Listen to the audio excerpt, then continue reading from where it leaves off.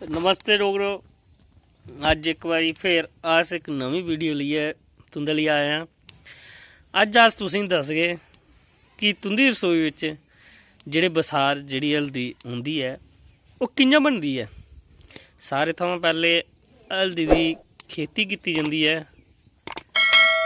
जिसी हल्दर आखदे न, ते ओह्दे बाद उद्धरा कड्ढियै उ'नेंगी साफ करियै फ्ही बोआइल कीता जंदा है। बुआलेआ जंदा है शैल, दिक्खो तुस अग्ग बली दी है ते जेह्की हल्दर जेह्की उब्बला दी है।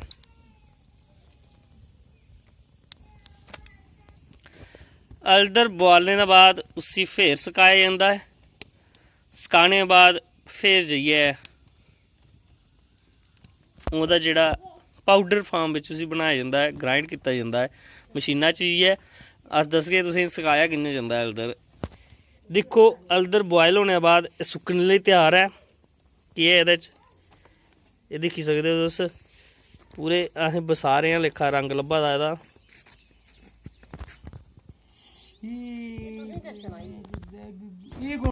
दिक्खो एह् इसी हून ग्राइंड कीता जाग, ओह्दे बाद एह् पाउडर फार्म च बनी जाग ते हल्दी तुंदी जेह्की तुंदे बसार जेह्के त्यार होई जाङन।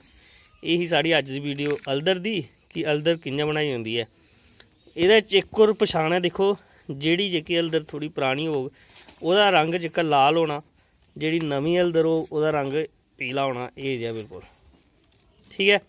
ते तुस जुड़े रवो साढ़े चैनल कन्नै ते नमियां एह् जियां होर जानकारियां हासल करदे रवो ते हसदे रवो ते बसदे रवो। जै हिंद जी।